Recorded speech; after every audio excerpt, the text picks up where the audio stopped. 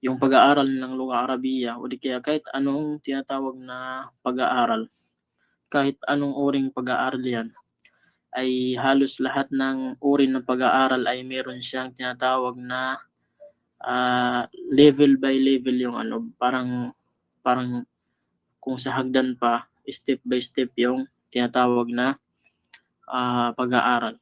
So, every step, every level ay nakasalalay doon sa kanya yung pag-proceed niya doon sa pangalawang level.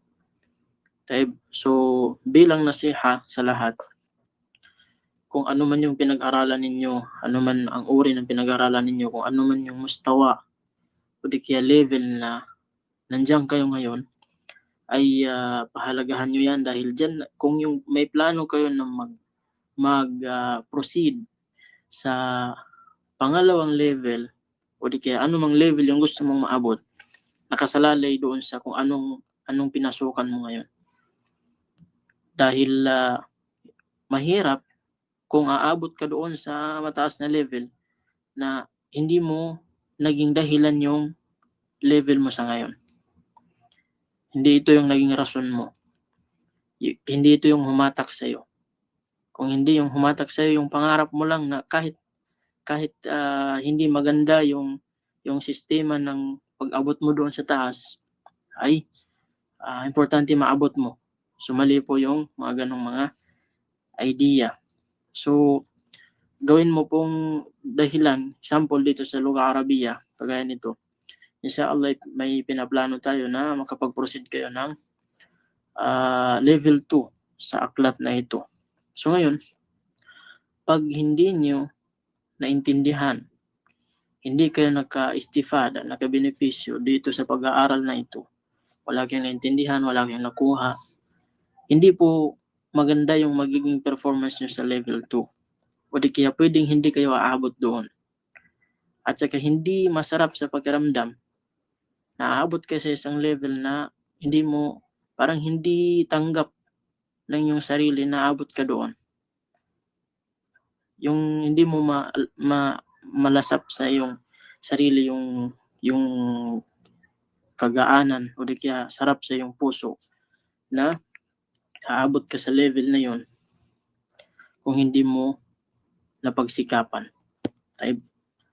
Kung sa pera pa ay parang hindi ka kampante na gumastos sa pera na galing sa masama. Mas maganda gastusin yung nasa pagod mo, pinagpaguran mo. Ala kulli hal,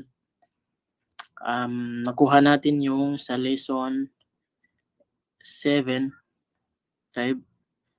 at yung mga importante doon ay kagaya ng nabanggit natin dati, yung may uri ng pangalan, hindi siya pangalan ng tao, hindi siya pangalan ng mga bagay, hindi siya pangalan ng hayop, hindi siya pangalan ng lugar, kung hindi siya ay pangalan na ginagamit sa pagturo.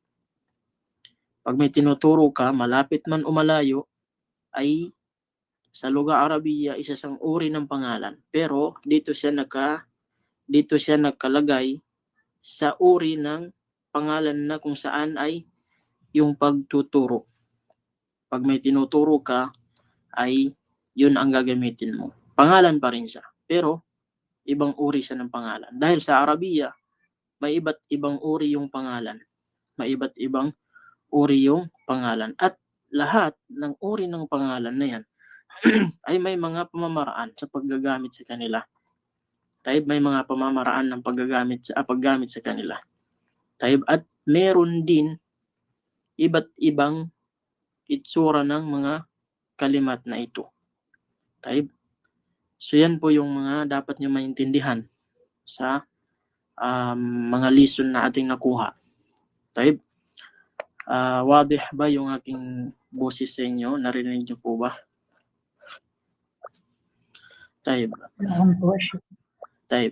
So ngayon, kagaya ng nasabi natin, na yung napag-aralan natin ay tinatawag na Asma'ul Isyara. Asma al-Isyara, kung saan ay makikita dito sa ibaba. Ito po yung mula doon sa lesson 1 hanggang sa lesson na ito ay tawag nito. Alaikum salam ya ukhti Aluna. Taib. Mula doon sa lesson 1 natin hanggang ngayon, kung saan naman tayo umabot ngayon sa lesson 7, inshallah pati sa lesson 8, may encounter natin. Kadalasan makikita mo sa mga hiwar o di kaya sa mga jumla ay yung tinatawag na asma al-isara. Yung tinatawag na asma al-isara. Kaya hindi pwedeng maliitin yung bagay na ito. Yung asma al-isara. Asma al-isara. Yan. Yung asma, yan yung plural ng ismun. Ismun. Type. Al-isara, yan yung luga Arabiya ng pagturo, pag may tinuturo ka. Lil qarib, para sa malapit, meron din para sa malayo. Yung hadha, ginagamit sa malapit. Yung hadhihi, ginagamit sa malapit. Yung hadha, ginagamit sa lalaki at saka sa mga pangalan na may mga ta'al marbuta. Walang ta'al marbuta, afwan. Yung hadhihi naman, ginagamit sa babae na malapit o di kaya sa mga malapit na bagay na meron ta'al marbuta sa kanyang dulo. Yung dhalika naman, ito yung ginagamit sa malayo. Pag nakakita ka ng malayo, ng tao sa malayo, o di kaya bagay na nasa malayo, ay yung gagamitin mo yung dhalika. Yung importante na yung dhalika, ginagamit siya sa malayo para sa lalaki, at yung tilka naman ay para sa malayo kung babae. At yung dhalika naman ay kung pangalan na walang ta'al marbuta sa dulo, ay yun ang gagamitin mo. Kagaya ng dhalika baytun. Kung yung bahay ay nasa malayo, ay sasabihin mo na dhalika baytun. Iyon ay bahay. Pag tilka naman, gagamitin mo siya sa merong ta'al marbuta sa dulo. Kagaya ng tilka sayyaratun. Tilka sayyaratun. Iyon ay sasakyan. Kung ang sasakyan ay nasa malayo. Pero kung nasa malapit, yung gagamitin mo is hadhihi. Sasabihin mo na hadhihi sayyaratun. Ito ay sasakyan. Taib. So meron tayong mga tamrin na hindi natin nakuha. Taib. Kagaya nitong nasa unang tamrin. Sabi dito, iqra, waktub, basahin mo at isulat mo. Taib. Dito malalaman natin, inshallah, kailangan natin na magpa-participate dito upang malaman natin kung may naintindihan ba kayo sa hadha, hadhihi, sa paggamit. So, kailangan natin ng magpa-participate, inshallah subhanahu wa ta'ala. Simulan natin kay Ukhti Aluna. Taib. Pakibasa po yung number 1 at saka pakibigyan ng tinatawag na kahulugan. Assalamualaikum warahmatullahi wabarakatuh. Waalaikumsalam warahmatullahi wabarakatuh. Hadihi madrasatu Madrasatun. Hadihi madrasatun watelka jami'atun. Naam. Ito ay paaralan at yun ay university. Naam. Ahsanti, barakallahu fiki. Taib. Kabilang sa mga dahilan kung bakit yung mga dulo ng mga salita dito na walang mga harakat, dahil bumabalik lang sila sa asal. Yung asal nila ay tanwin. Taib. Kaya yung magbabasa, wag po kayong mag-alinlangan na basahin ng original na kanyang haraka. Kasi kung magiging kasra yan, dito sa aklat, ilalagyan niya ng kasra. Kagaya nito, nasa muadhin. Kaya kadalasan makikita mo dito, bakit walang haraka yung mga dulo? Dahil yan po yung original, nananatili siya sa original niya. Taib, jazakillahu khairan ya Ukhti Aluna. Pwede bang paki-off ng mic? Taib. Dito tayo kay Akh Dilson. Sa number 2. Sa number, Salamat. kumsalam. Sek, ano yung hamaran, Sek? Hindi ko ba? Himaron is yung Hamaran, Sek? yung yung himaron yung maliit na kabayo, yung donkey. Okay. Salamat. Nalimutan mo si Kete. Nam. Dalika himarun watilka bakaratun. Nam. Iyon ay maliit. Kamil ba yun? Adangke, Sek? Donkey, nam. Okay. Itatawag ng asno Iyon ba? Iyon ay donkey at iyon ay baka. Nam. Ahsan, tabarakallahu fik. Dito naman tayo kay Ukhti Khadija Alonto. Tafadhali. Sa number 3. Sa number 3. Okay. Adhalika masjidun? La, tilka madrasatun. Nam. Ito ba ay masjid? Hindi, ito ay paaralan. Yung zalika, ito po ba yung meaning niya? Ito? Ay, mali, yun pala. At sorry. Taib. Ayun ba ay masjid? Nam. Hindi, yun ay paaralan. Ayun ay madrasa. Ay, la hawla wala quwwata illa billah. La, tilka madrasatun. Sabi niya, yun ba ay masjid? Sabi niya, hindi, yun ay paaralan. Paralan. Ahsan, barakallahu fiik. Jazakillahu khairan. Dito naman tayo kay Ukhti Siti Makalatar. Sa number 4. Hada jamalun wa tilka naqatun. Ito ay isang kamilyo at yun naman na isang babaeng kamilyo. Ahsan, barakallahu fiik. Yung kalima na naqatun, kabilang sa bagong salita natin ngayong araw. Naqatun ay ito yung babaeng kamilyo. Ito yung babaeng kamilyo. Kung yung jamalun ay kamilyo, yan yung lalaki. Ito naman sa tinatawag na naqatun, ito yung tinatawag na babae na kamilyo. Taib. Ahsan, barakallahu fiki. Dito naman tayo kay Ukhti Salaman. Sa number 5. Assalamualaikum. Waalaikumsalam warahmatullah. Bismillahirrahmanirrahim.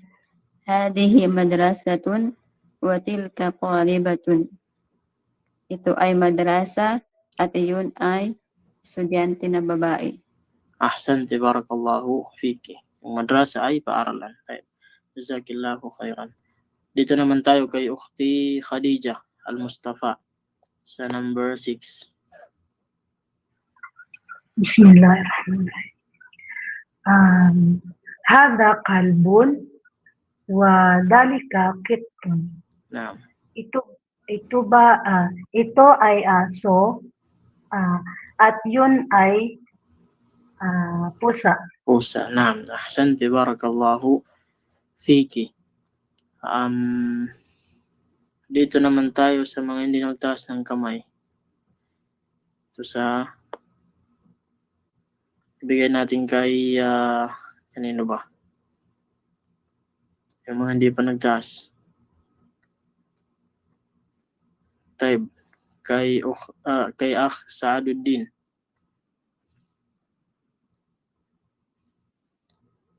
Nandiyan ba siya? يا شيخ Tafadhal Sheikh. Sa number 7.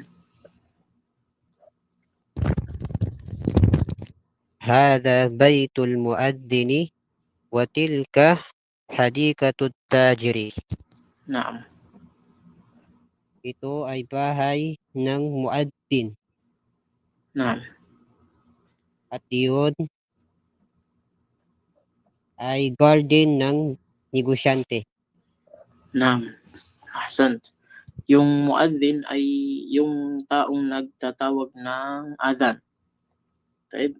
Yung muadzin, yan yung tawag sa taong tumatawag ng adhan o di kaya nung bang sa basan ng mga Muslim. Taib. May mga nagsasabi na yung ibig sabihin daw ng muadzin ay Bilal. Mali po yun. Kasi pangalan po yun ng muadzin ng Rasulullah, si Bilal. Okay? So, siguro, upang ilapit niya yung meaning doon sa muadzin, ginagamit niya yung pangalan ng Bilal. Kasi pag pupunta ka ng masjid, may iba na may pupunta ng masjid, tapos pupunta doon, sasabihin, hanapin yung nag-aadhan. Sino yung Bilal dito? Mali po yun. Kasi yung Bilal, pangalan ng tao na nag-aadhan sa panahon ng Propeta Muhammad sallallahu alaihi wasallam. Yung tawag niya sa Arabic ay muadzin, tagatawag ng adhan. Taib, barakallahu fikum. Dito naman tayo sa kasunod niya na exercise o di kaya tamrin. Ngayon, kagaya ng napag-aralan natin sa tinatawag na asmaul isyara, mga pangalan na ginagamit sa pagturo, ay yung sa pangmalayuan. Sabi dito, ashir ilal kalimat al-atiyah. Ituro mo yung ashir, yung kalima na ashir, ay sabi niya ituro mo. Ito, ashir. Ituro mo yung mga kalimat, yung mga salita na sumusunod. Biismi isyaratin lil ba'id. Gamit yung ismul isyara. Ano yung ismul isyara lil ba'id? Yun yung dhalika at saka yung tilka. Yung dhalika at saka yung tilka. Taib. So dito sa number 1 hanggang sa number 18 ay yung gagamitin mo lang dito, ilalagay natin sa blanco ay yung dhalika or yung tilka. So kailangan natin mag-participate lahat dahil marami po ito. At hinihiling ko po sa lahat ng mga kasamahan natin na bigyan niya po ng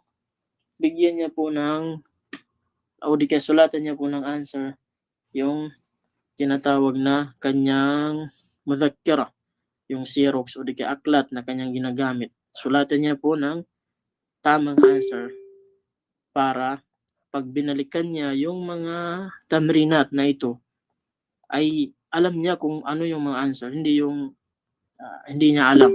Type. Ibig sabihin, yung maksud ko dito, mag-take note ka kung ano yung mababanggit nating sagot para dito ay i-take note mo yung mga sagot. Type. Simulan natin kay Ukhti Khadija sa number 1. Blank ummun. Ano po yung bagay dito? Hadi Yung pagpipilian lang po ay dhalik at saka tilka. Hindi, asan ba ito? Hindi yung hadha at saka hadi. Hindi po. Dhalika at saka tilka. Yan po yung instruction dito sa Hindi tamrin ba na ito? Ha? Kalimat. Hindi yung sa taas? Ayun sa taas po, nasa taas. Okay, sa taas. Tilka Tilka ummun. So yung sagot dito ay tilka ummun. Ahsan. Dito naman tayo kay Ukhti Khadija Al-Mustafa sa number 2. Ito po yung number 2. Abu dalika. Dhalika. Ahsan. Tayo kay Siti Makadatar. Dhalika qalamun. Tayo, pwede sigurong kasali yung kahulugan niya. Isali natin kahulugan. Siti Makadatar, simulan mo sa'yo. Yun ay ballpen. Tayo, Pansulat. kay Ukhti Aluna sa number 4.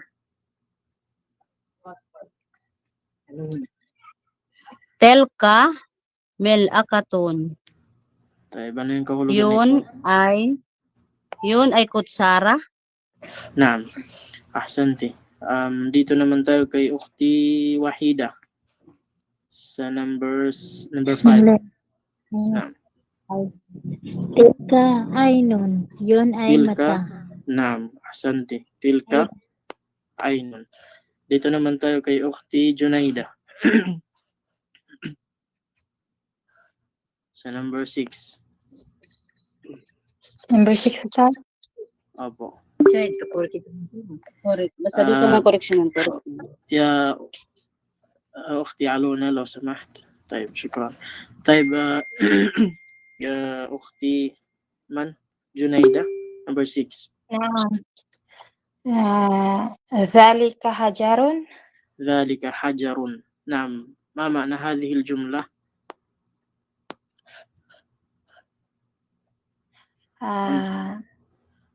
Ito ay bato. Ito. Yan ay bato. Iyon ay bato. Iyon ay bato. Naam. Yung ibig sabihin po ng dhalik ay iyon. Yung ito ay para sa hada. Naam. Kay Saaduddin sa number 7.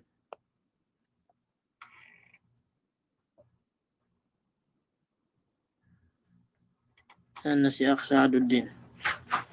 Sa number 7 po. ذلك قميص.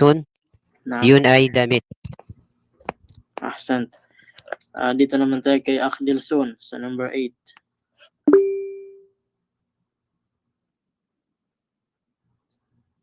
Sa number 8. Akhdilson. Dalika Kedron. Iyon Dhalika. ay kaldero. Ahsant. Barakallahu fi. Sa number 9 kay Ukhti Salaman.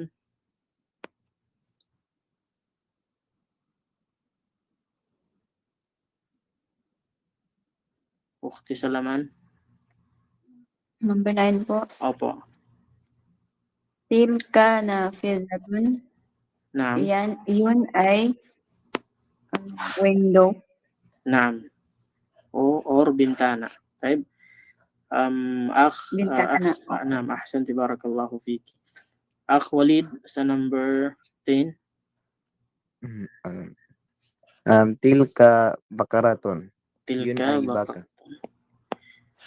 Yun ay baka. Naam. Ahsant.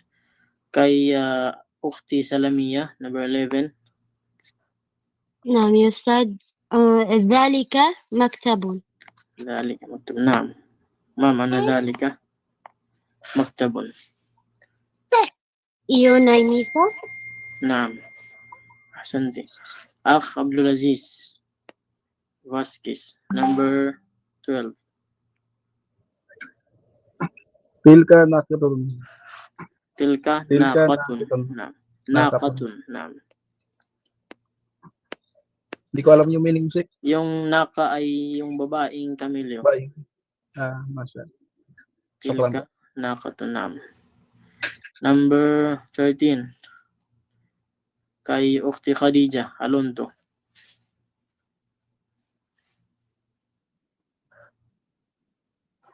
Anong number, Ustad? Number 13. 13. Dalika muhandisun. Dhalika. Yun ay engineer. Santi barakallahu fi. Ukhti Aluna. Sa number 14. 14. Dalika muadzin. Muadzini. Muadzinun. Muadzinun. Naam. Dalika muadzinun. Yun ay muadzin. Ahsanti barakallahu fi. Kay Ukhti Wahida. Number 15. Number 15. Naam. Tilka mumarridatun. Tilka mumarridatun. Ano pang ibig sabihin ng tilka Yun ay- mumarridatun? Yun ay nurse.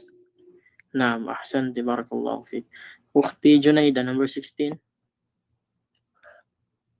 Zalika sarirun. Naam. Ano pong kahulugan? Yun ay bed, ay kama. Naam. Ahsanti. Akdilson, number 17.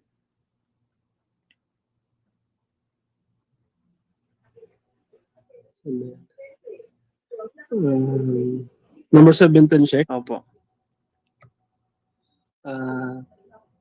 Tilka hadikatun. Naam. Hindi ko alam nun yung Sheikh. Yung hadika, yung parang park. Yung park, Street. hadika. Alam mo na? Yun ay Naam. parang park, Sheikh. Oh, yung park. Yung pinapasyalan. Okay.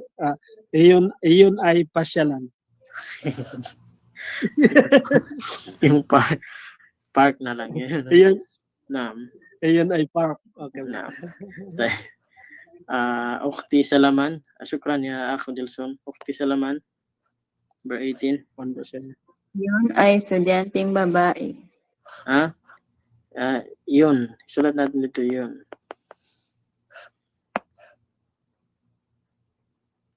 Ha? Saan na si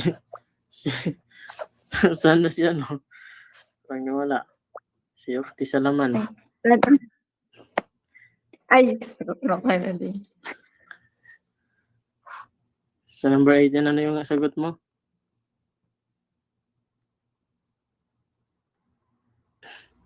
Parang nawala. Ko na lang, Ustad. Tafadhal. Sino ba yun? Junaida. Naam. Tilka salibatun. Talibatun. Tilka. Talibatun.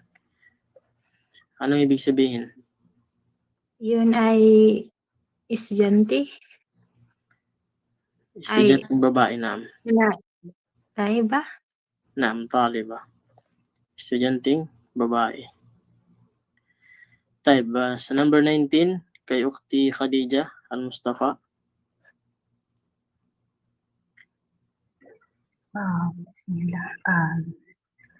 Dalika jamilun. Jamalun. Jamalun, sorry. Jamalun. Taib, ano yung paggagamitin natin ito? Dhalika or tilka? Yun. Dalika. Dhalika, naam. Jamalun. Jamalun. Yun ay camel. Naam. Camel. Naam, syukran lagi. Taib, dito naman tayo kay Ukhti Nur Hanifa, yung pang-last.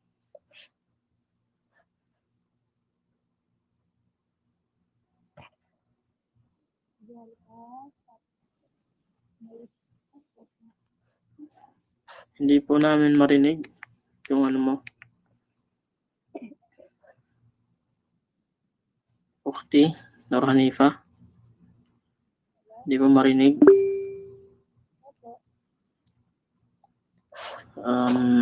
Mahina po.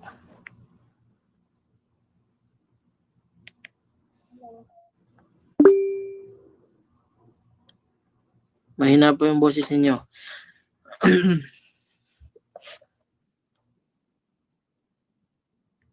Taib, ibigay na muna natin sa iba. Kay Akh Walid. Syukran niya Ukhti Nur Hanifa. Medyo mahina yung boses mo, hindi ka namin marinig. Ibigay na muna natin sa iba. Kay Akh Walid sa number 20.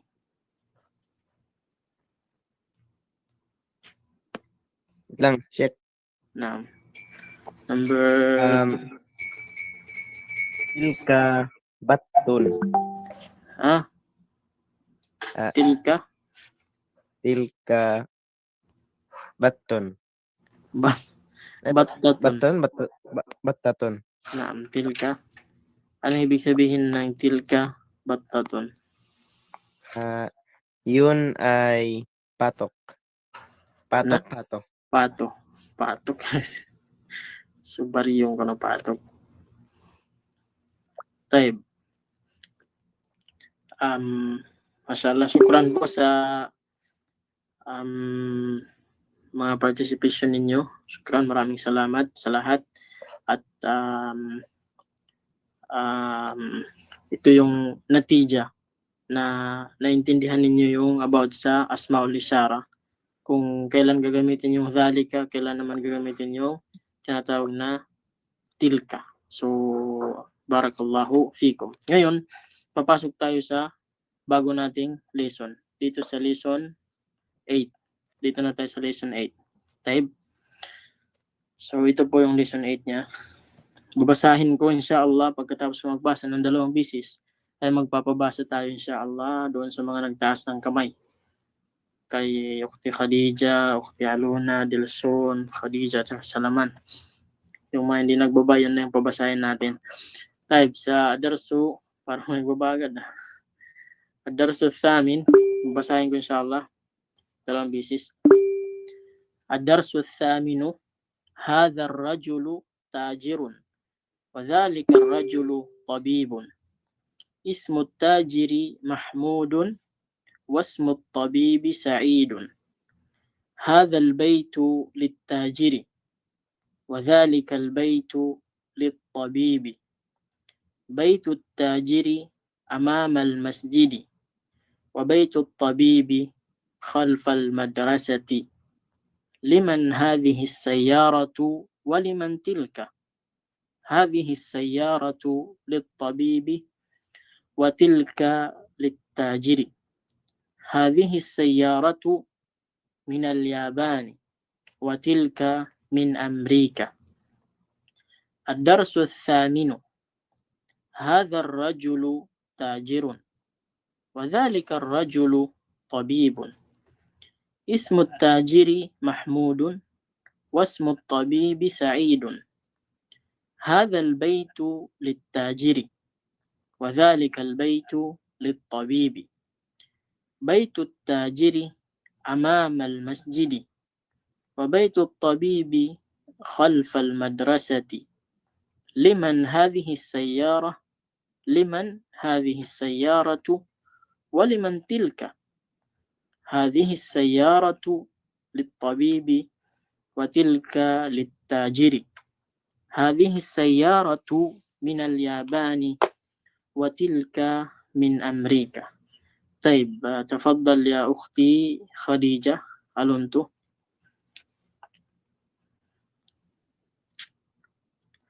At dalawahan lang siguro. Yung si Ukhti Khadija Alonso at saka si Ukhti Khadija Al-Mustafa.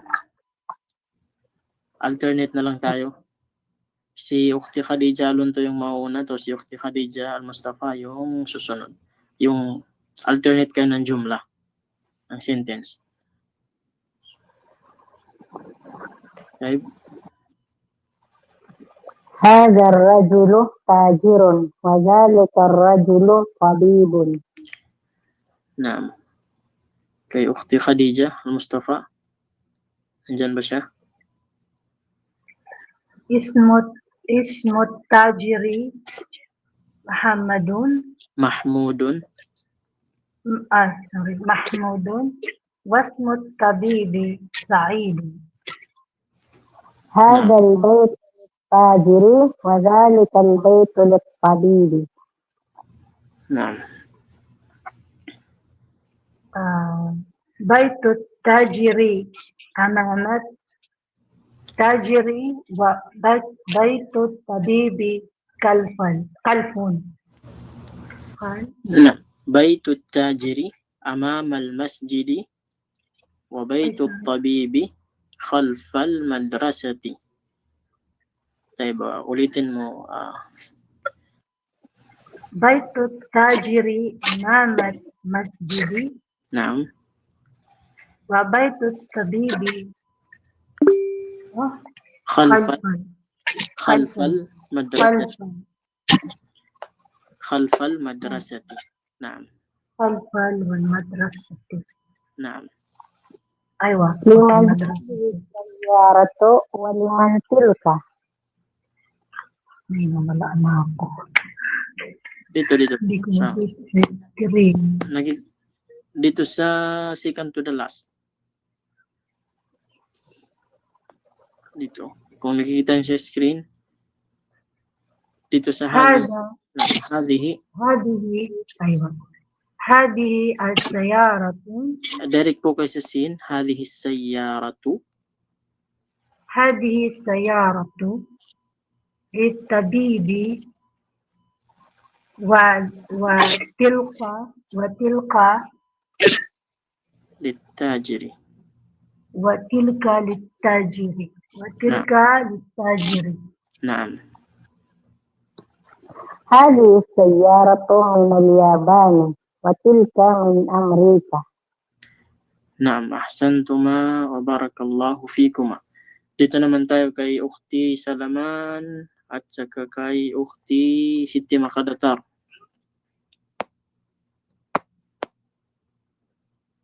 Okay po. Naam.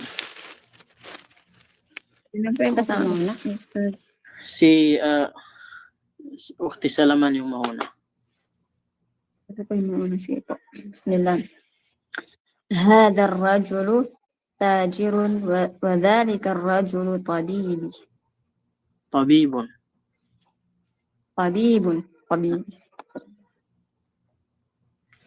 اسم التاجر محمود واسم الطبيب سعيد. Naam.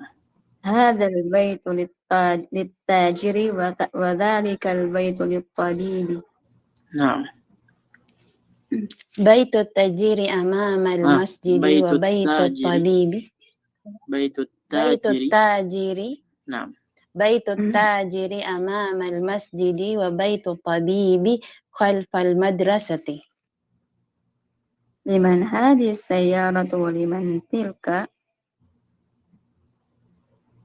هذه السيارة للطبيب وتلك للتاجر. هذه السيارة من سيارة. نعم. هذه السيارة من البيان وتلك من اليابان. من اليابان وتلك من أمريكا. من أمريكا. Sino nagbasa? Si Ukhti Salaman. Ano pa ibig sabihin ng al-Yaban? Japan po. Japan. Ahsanti, barakallah. Shukran lakuma wa barakallahu fikuma. Tayo, dito naman tayo kay Akh Dilson at saka kay Akh Walid. Si Akh Dilson yung mauuna. Si Akh Walid yung susunod. Check diretso na po dito sa sa jumla. Naam.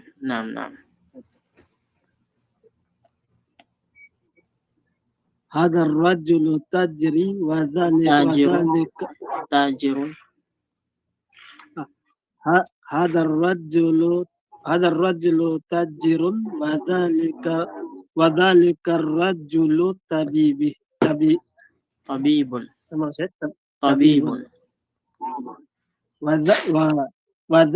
وذلك الرجل طبيب. نعم. اسم التاجر محمود واسم الطبيب سعيد. نعم. هذا البيت للتاجر وذلك البيت للطبيب. للطبيب hindi للطبيب. وذلك البيت للطبيب. للطبيب ولا بومات. للطبيب.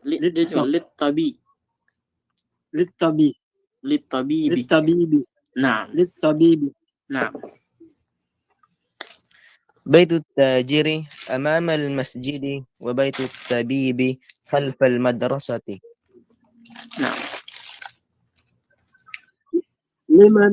لمن هذه السيارة ولمن تلك؟ السيارة. لمن هذه السيارة ولمن تلك؟ نعم. هذه السيارة للطبيب وتلك للتاجر. هذه السيارة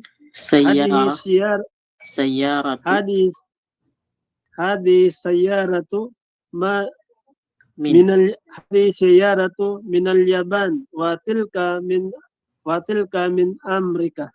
min amrika min amrika. Watilka min amrika. Naam, ahsant. Barakallahu fik. Taib.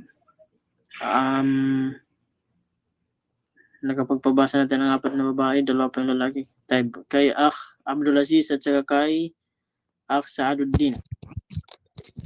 Si Akh tawag dito, Abdul Aziz yung mauna. Bismillah. هذا الرجل التاجر Hadha ar-rajulu هذا الرجل تاجر وذلك الرجل طبيب. wa dhalika ar-rajulu اسم التاجر محمود طيب دقيقة يا شيخ سعد الدين يا أخ عبد العزيز وذلك الرجل درجة الرجل وذلك الرجل وذلك الرجل طبيب. نعم طبيبا. نعم. اسم التاجر محمود واسم الطبيب سعيد. نعم.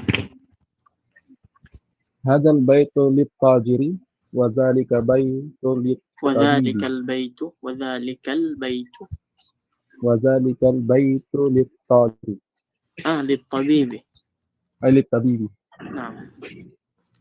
بيت التاجر أمام المسجد وبيت الطبيب خلف المدرسة. نعم. لمن هذه السيارة ولمن تلك؟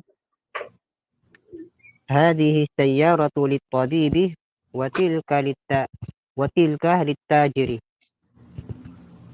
هذه السيارة من اليابان وتلك من أمريكا.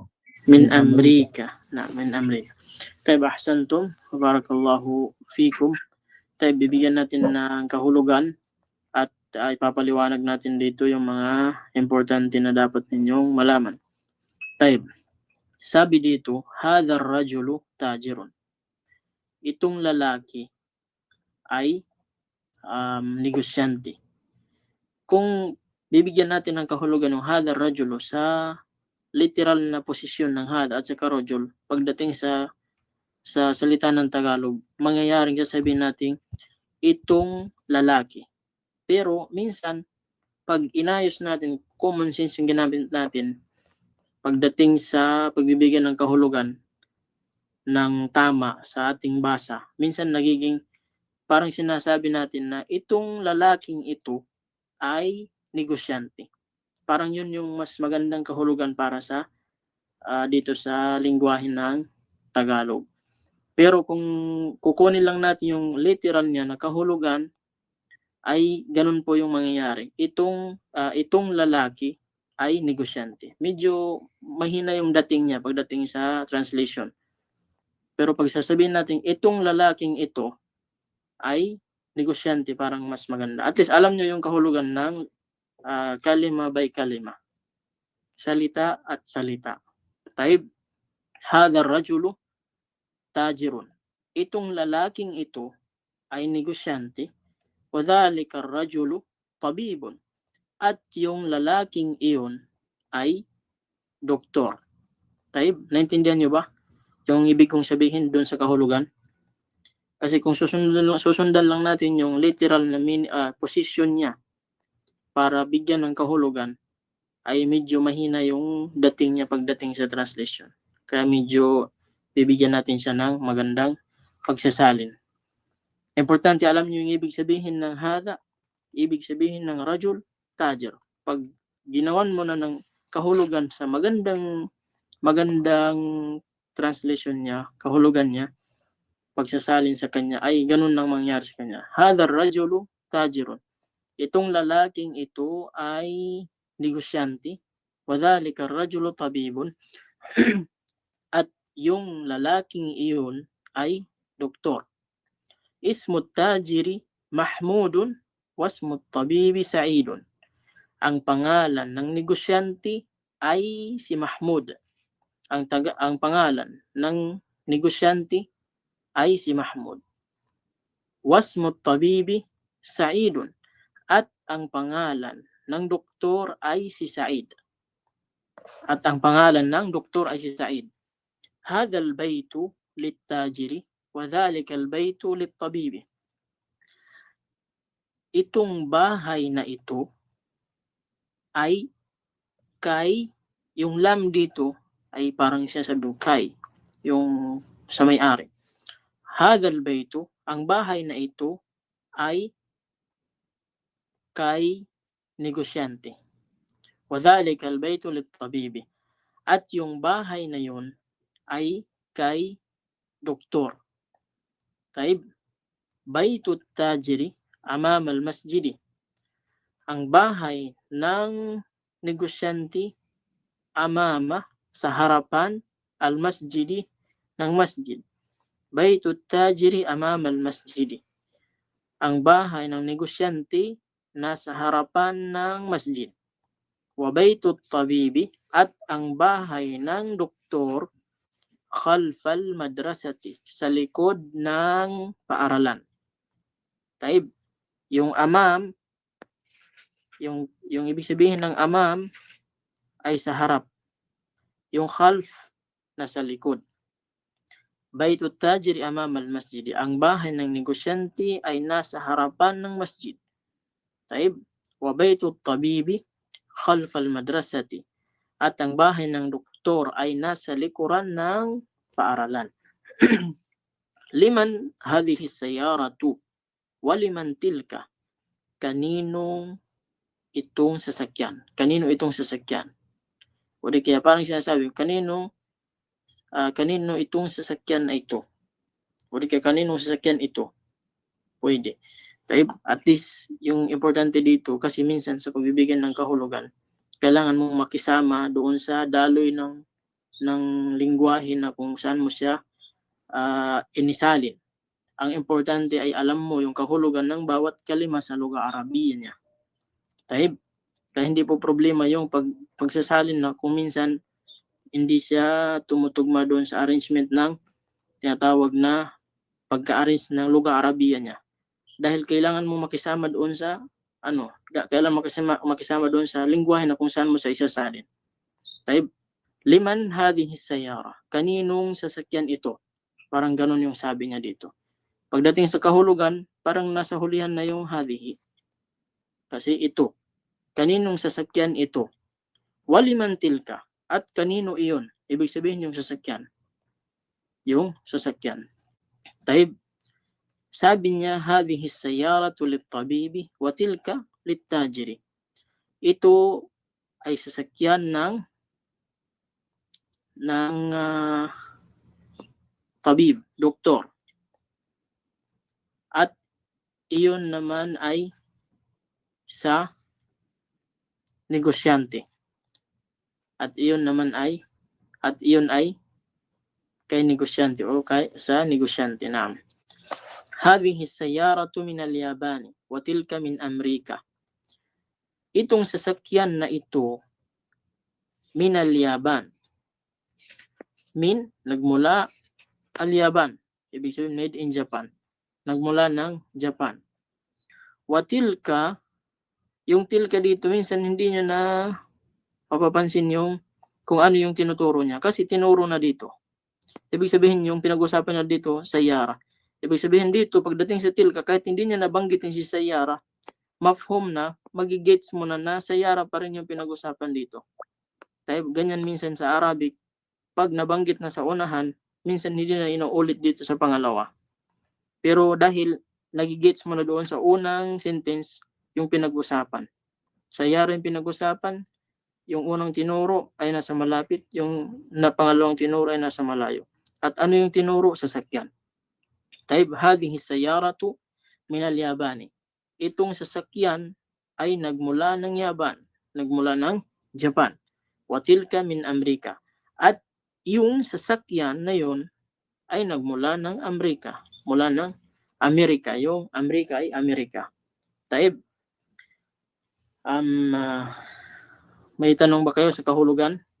Kasi mayroon tayong mga ipapaliwanag dito, insyaAllah, para mas hindi kayo malito. Kung may tanong kayo sa pagsasalin natin ng sa mga jumla na ito sa Tagalog ay maaari kayong magtanong kung anong mga ibig sabihin, kahulugan nito. Tayo, dahil ipapaliwanag natin dito yung mga importante. Tafaddali, sino ba yun? Ukti Khadija. Sheikh, dito sa Al-Yabani, hindi ba siya pwedeng galing sa Amerika? Galing sa Japan. Naam, galing Magamit tayo ng sa. Naam. Nagmula sa. Pwede po. Okay. Opo. Shukran, Sheikh. Naam. Yun yung sabi natin kanina, kung alam mo ng mabuti yung tinatawag na importante ay alam mo yung ibig sabihin ng min. Alam mo yung ibig sabihin ng yaban. Pakisamahan mo na lang sa lingwahe kung saan mo sa isasalin. Kung ano iba yung pinakamagandang salin sa kanya. So pwede po. Pwede mong sabihin nagmula ng Japan. Pwede mong sabihin galing ng Japan. O di pwede mong sabihin ng galing sa Japan. Depende kung saan yung pinakatugma sa wika na sinalin mo. Pinagsalinan mo. Kasi minsan sa lugar Arabiya hindi mo matatansya yung ibig niyang sabihin. Kaya minsan kahit yung mga ulama natin, kung maalala ninyo, may nagbibigay ng mga muhadarat, may nagbibigay ng tinatawag na mga symposium, seminars, o di kaya mga pagtuturo. Lalong-lalo na pag nakakarinig kayo, Qala Allahu Ta'ala, ganito. Sasabihin ng ganyan. Tapos pagdating doon sa kahulugan, sasabihin, ang pinakamalapit na kahulugan niya ay ito. Hindi na sinabi na yung tumpak na kahulugan ay ito.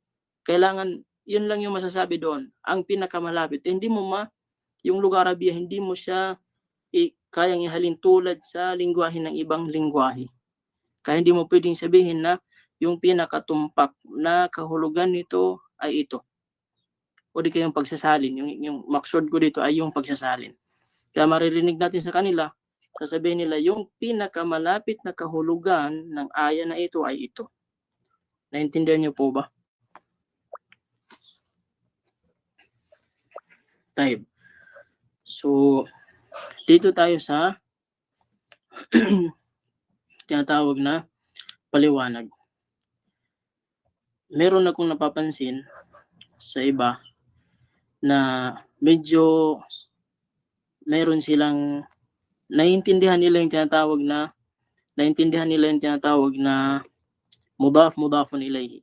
Parang napapansin ko dito na kung sa may mga estudyante na hindi pa naka-move on sa mudafun ilayhi. Kung saan yun ang pinakamaganda. Laging nasa isipan niya. Kung sa pa hindi niya makalimutan. Kaya lang minsan natatatbik niya, na-apply niya yung mudafun ilayhi sa pagbabasa sa hindi naman dapat gawing mudafun ilayhi. Bakit natin yung sinabi? Dahil po ay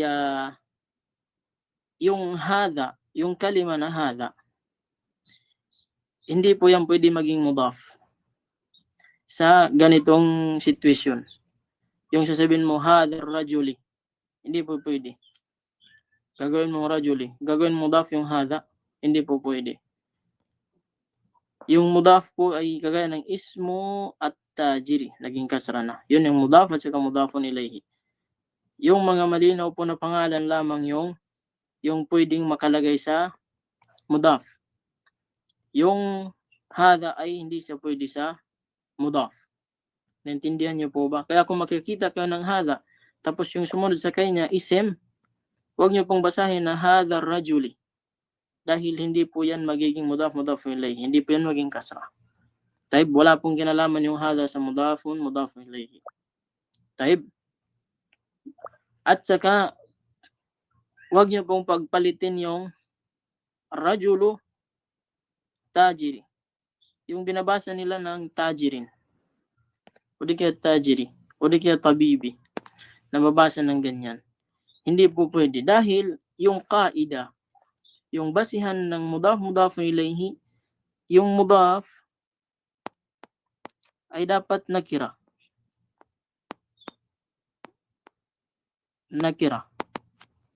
Tapos yung tinatawag na mudafun ilayhi ay dapat ma'rifa. Ano yung tinatawag na nakira? Yung walang alif walam.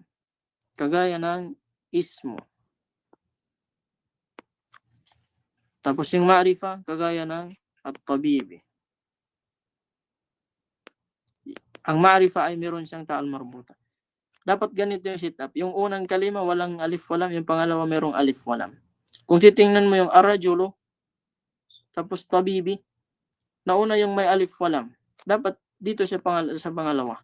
Dito siya sa pangalawa. Dapat mauna sa kanya yung walang alif walam.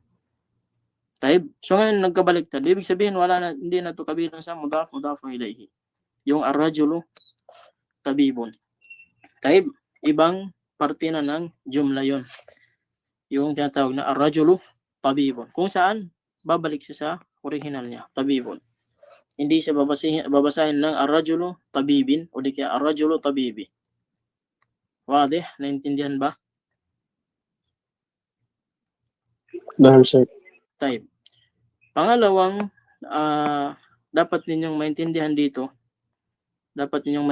dito ay yung patungkol sa hada. Patungkol sa hada. Mula doon sa lesson 1 hanggang sa lesson before dito ay lagi nating napapansin na hada, sinasabing hada rajulun. Hada baytun.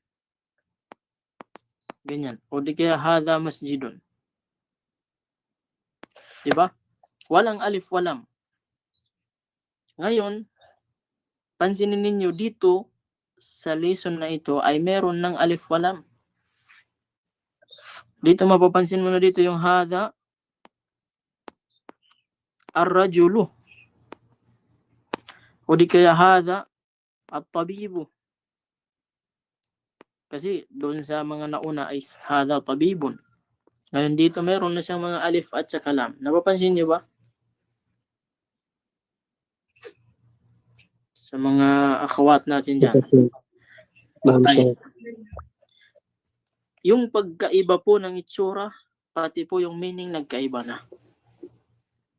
At saka yung pagkakompleto ng sentence ay nagkaiba na rin. Ngayon, papaliwanag natin yan. Ano yung pinagkaiba nila? Pag sinabi mong hada rajulun, check na po yung sentence. Kompleto na. Bakit? Sinabi mo, ito ay lalaki. Wala ka nang kailangan pa na kadugtong niya. Ito ay lalaki. Ngayon, yung hada rajulun, hindi mo pwedeng bigyan ng kahulugan na ito ay lalaki. Kasi, yung kahulugan nito, kung sa Tagalog pa, ang lalaking ito. Pag sinabi mo, ang lalaking ito, yung makikinig, kailangan niya ng kadugtong. Ibig sabihin, hindi pa ito kompleto na sentence. Hindi pa ito kompleto. Yung hada rajulu. Yung pinagkaiba lang nila dito ay yung alif at saka lam. Pagpasok ng alif walam, hindi na naging kompleto yung sentence. Nung walang alif walam, kompleto yung sentence. Hada rajulu, ang lalaking ito, siyempre, kung ikaw yung sinabihan, masasabihin sa'yo, ya akhi, ya ukhti, ang lalaking ito. Siyempre, ikaw na nakikinig, sabihin mo, bakit yung lalaki? Anong nangyari sa kanya? Anong meron sa kanya? Diba? Ganun yung response mo. So, ibig sabihin, hindi complete yung sentence. Pero pag sasabihin ko sa'yo, ya akhi, ito ay lalaki. Wala ka nang hahanapin. Wala ka nang hihintayin na hindi mo na kailangan ng iba pang salita. Kasi sinabi ko lang sa'yo na, oh bro, ito ay lalaki. Wala na. Wala ka nang hanapin. Pero pag sinabi ko sa'yo, bro, ang lalaking ito, siyempre may question mark ka. Bakit? Anong meron sa lalaking ito? So, kailangan mo ngayon ng kadugtong niya. Kailangan mo ng balita. Yung tinatawag na balita. Anong balita sa kanya? Ano yung kung sa nahu, inshallah, ibigyan natin ng diin yung about sa grammar ng nahu dito sa mga lesson na ito. Before tayo mag-exam, meron akong importanteng bibigay sa inyo ng mga guidelines na kung saan may connection siya sa nahu dito sa mga napag-aralan natin. Kasi pumapasok tayo sa jumla. So hindi pwedeng hindi nyo alam paano gumawa ng jumla. Hindi nyo pwedeng hindi malaman kung ano yung uri ng mga jumla na ito. Taib. Ngayon, yung kailangan dito kung sa Arabic pa sa grammar ay yung tinatawag na khabar. Kailangan mo ng khabar. Yung khabar is yung tinatawag na kung sa English pa yung news, yung balita. Ano yung ibabalita mo sa lalaki na ito? Kagaya nitong hadar rajulu, kung titingnan niyo pinakaunang sentence, hadar rajulu. Pag nag-iktifa ka lang dito sa hadar rajulu, pinutol mo hadar rajulu, kulang yung sentence. Pero pag sinabi mo hadar rajulu tajirun, ang lalaking ito ay negosyante. Naging kompleto na yung sentence. Di ba? Naging kompleto na yung sentence. Pero kung sabihin mo lang, yung gagamitin mo ay yung hadar rajulu ito. Hadar rajulu. Hadar rajulun. Hadar rajulun. Kahit walang tajirun, okay lang. Kahit walang tajirun, okay lang. Kailangan nyo itong maintindihan. Dahil yung susunod na lesson nito ay may ugnayan dito. Dahil hindi pwede na mag-intikal tayo, lilipat tayo sa susunod na lesson na hindi nyo naintindihan yung lesson na ito. Taib, dapat maintindihan ninyo yung pinagkaiba ng hadar rajulun sa hadar rajulu. Taib, wadih ba, naintindihan ba ng lahat?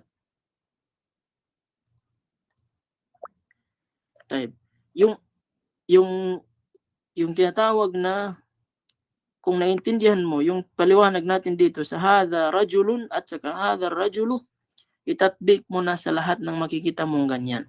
Sasabihin mo saan dito? Kagaya ng hadhal baytu. Hadhal baytu. Magkaiba yan doon sa hadha baytun. Ito ay bahay. Hadha baytun, ito ay bahay. Pero pag sinabi mong hadhal baytu, ang bahay na ito, yun ang kahulugan niya. Ang bahay na ito. So ngayon maghihintay ka. Bakit yung bahay? Anong meron? Litajiri. Sa negosyante. Ngayon naging kompleto na. Hadal baytu litajiri. Ang bahay na ito ay sa negosyante. Ngayon wala ka nang hihintayin dahil kompleto na. Pero pag pinutol mo dito, kasi sasabihin mo doon nga sa hadal baytun, wala nang kadugtong. Tama na eh. Dito ngayon sa hadal baytu, pwede rin putulin. Hindi po pwede. Taib. Ganon din sa dhalika. Same lang sila ng hada. Pag sinabi mong dhalika baytun. Iyon ay bahay. Kompleto na. Check na po yung sentence. Dhalika baytun. Iyon ay bahay. Wala ka nang hihintayin pa. Wala ka nang kailangan pa. Kasi binigay na sa'yo lahat yung kahulugan. Pero pag sinabi mo, dhalika albaytu, ang bahay na ito, bakit? Anong meron sa bahay na ito? So, kailangan mo ngayon ng dugtong niya. Anong kadugtong niya? Litabibi. Pwede mong idugtong dito yung may-ari. Kasi pwede rin hindi may-ari. Example, ano na, dhalika albaytu, at iyon, at yung bahay na yun, o di kaya ang bahay na yon, litabibi, ay sa doktor. So, pwede hindi ganito yung situation ng isudugtong mo sa kanya. Pwede mong sabihin, jadidun. Type. Depende sa'yo kung anong gusto mong ibalita doon sa bahay. Wadhalikal baytu, jadidun. At yung bahay na yon ay bago. Diba? Depende sa'yo kung anong gusto mong ibalita patungkol sa bahay. Kasi kulang eh. Pag sinabi mo, dhalikal baytu, ang bahay na yon, anong meron sa bahay na yon? So ikaw na yung magbibigay ng khabar, balita patungkol doon sa bahay. Jadidun, qadimun, jamilun. So depende sa'yo kung ano yung kabirun, kasirun, tawilun. Lahat na ng pwede mong ibigay na balita sa kanya, ibigay mo na. Kasi kailangan niya. Pero pag ganito lang yung situation, ganito lang, na sapat na kung ganito lang. Pero hindi ibig sabihin, hindi mo pwedeng dugtungan. Pwede rin. So inshallah, yung kadugtong nito, sa next lesson. Taib. So, naintindihan niyo po ba? نعم شيخ. Taib. Yun din dito rin sa hadhihi sayyara, ganun pa rin. Magkaiba sila ng kahulugan sa hadhihi sayyaratun at saka yung hadhihi sayyaratu. Ang sasakyan na ito ay sa doktor. Ang sasakyan na ito, bakit anong meron sa sasakyan na ito? Sa doktor. Ay kay doktor o di kaya sa doktor. Taib. So, kailangan mo ng kadugtong niya. Taib. Watilka littajiri. Watilka littajiri. At ang sasakyan na yon ay sa tajir. Ganun pa rin sa hadith sayyara. At yung pinaka ano dito ay kung paano ka makisama sa hadhihi at saka sa hada at saka sa tilka at saka sa dhalika. Paano ka makisama? Yung ibig kong sabihin dito ay kung hadhihi, kailangan may tal marbuta yung susunod sa kanya. Kung hada naman, kailangan walang tal marbuta. So ngayon, alhamdulillah, kahit hindi mo memorizein yung tajir, yung tabibun, yung bait, yung masjid, yung sayyara, yung ano pa, tabib. Kahit hindi mo i-memorize, ma-memorize mo yan. Dahil paulit-ulit, halos lahat ng tinatawag na dars, lesson, ay nandyan siya. Bilang example. Upang yung tinatawag na tathbit, upang may tatak sa yung isipan, hindi mo makalimutan. Kahit hindi mo memorize, tatatak talaga siya dahil paulit-ulit. Taib. So, meron ba kayong katanungan sa ating lesson na ito? Sa may mga katanungan dyan. Kung meron kayong nalilituhan sa mga akhawat natin dyan, na medyo nafe-feel niya na parang napabilis yung explanation natin, medyo nawawala siya, nalilito siya, sa mga akhawat natin dyan, sa mga ikhwa natin dyan, ay magsabi po kayo. Kasi napaka-importante po nito. Dito na po tayo sa level na parang advanced na kayo dito. Pag ito na naintindihan nyo, mafe-feel nyo na advanced na kayo. Dahil nakalabas na kayo doon sa hada rajulun, hada dhalika baytun. Parang nag-level up na yung pag-aaral nyo. Kasi pag nakakita ka ng hada rajulun, ito ay bahay. Ngayon, level up na. Nag-level up pero kumulang yung kahulugan kasi hada rajulun, nagkulang na siya. Hindi na siya kompleto. Pero mafe-feel nyo na nag-level up na yung pag-aaral nyo. Taib. Kaya kung may katanungan kayo, magtanong po kayo kung meron kayong nalilituhan. Tafaddal ya ukhti Aluna. Yes, Sheikh, ang tanong ko po, pag ito pong hada rajulun, Naam. ang ibig po bang sabihin po, ano siya, jumla mufid na po ba siya? Complete Opo. sentence na? Complete sentence po. Maaring, pwede ko na siyang hindi dugtungan. Pwede pong hindi nadugtungan. Basta hada rajulun. Wala pong alif lam ng rajul.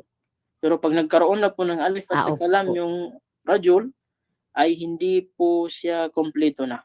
Hindi na po siya kompleto. Kung saan nangangailangan na siya ng kadugtong. Opo. Taib. Salamat po. Yes, Sheikh. Taib. Afwan. Sa mga iba pa dyan na nagtaas ng kamay, si Siti Makadata, may tanong po ba kayo?